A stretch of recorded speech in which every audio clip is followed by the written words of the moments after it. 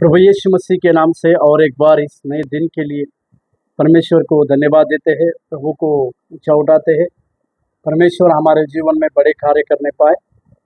गलातियों की पत्री उसके 3 अध्याय और 14वें वचन की ओर ध्यान दें। गलातियों की पत्री 3 अध्याय 14वें वचन। यह इसीलिए हुआ कि अब्राहम की आशीष मसीह यीशु में अन्य जाति तक पहुँचे और हम विश्वास के द्वारा उस आत्मा को प्राप्त करें जिसकी प्रतिज्ञा हुई है। प्रभु के नाम की महिमा और प्रशंसा होने पाए। यहाँ पर प्रेरित पौलुस कुछ प्रकाशन की बातों को लिखकर यह कहता है कि अब्राहम की आशीष से मसीह यीशु मसीह में अन्य जातियों में पहुंचे, क्योंकि अब्राहम जिस प्रकार से आशीष का वारिस बना और जो अब्राहम को मानते हैं, जो आत्मिक दौर से अब्राहम के वारिस है, उनको भी उसके आशीष की विरासत मिली। इसके लिए परंतु अब्राहम की जो आशीषें थी वो यीशु मसीह के द्वारा ही अन्य जातियों में पहुंची।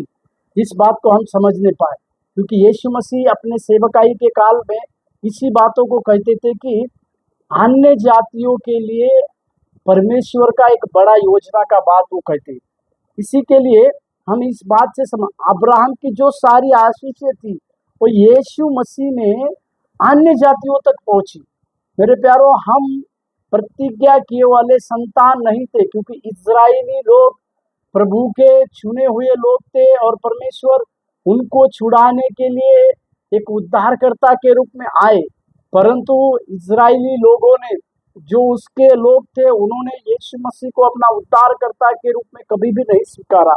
परंतु हम लोगों ने, मतलब अन्य जातियों ने यीशु मसीह के उस समाचार को स्वीकार किया, यीशु मसीह को अपना उद्धारकर्ता के रूप में स्वीकार किया और यीशु मसीह को स्वीकार कर कर अपने जीवन की भागदौड़ की बातें, अपने जीवन को प्रभु यीशु मसीह के हाथ में दिया।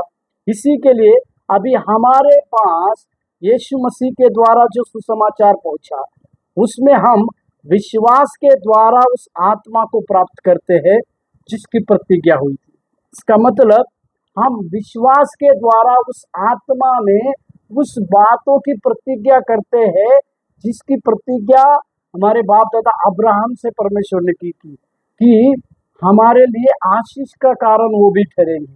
इसी के लिए जो अब्राहम की आशीषें थी वो मसीह में हमें मिलती है। इस बात को आज सवेरे के समय में समझने पाए। प्रभु आपको आशीष दे। धन्यवाद।